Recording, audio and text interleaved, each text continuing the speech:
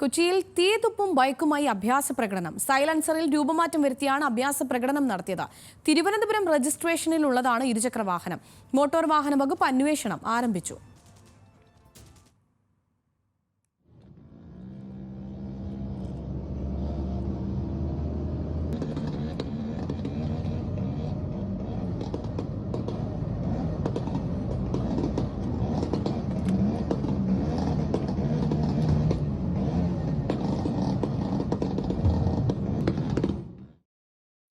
സഹിൻ ആന്റണി കൊച്ചിയിൽ നിന്ന് കൂടുതൽ വിവരങ്ങളുമായി ചേരുന്നുണ്ട്. സഹിൻ, ഈ വണ്ടിയിലുള്ള അഭ്യാസ പ്രകടനങ്ങളെല്ലാം MVD പിടിക്കുന്ന ഒരു സാഹചര്യത്തിലാണ് ഇപ്പോൾ വീണ്ടും ഈ കൊച്ചിയിൽ തന്നെ തീതുപ്പ് ബൈക്കുമായിട്ടൊരു അഭ്യാസ പ്രകടനം നമ്മളിപ്പോൾ ഈ ദൃശ്യങ്ങളിൽ നിന്ന് മനസ്സിലാക്കാൻ സാധിക്കുന്നത്.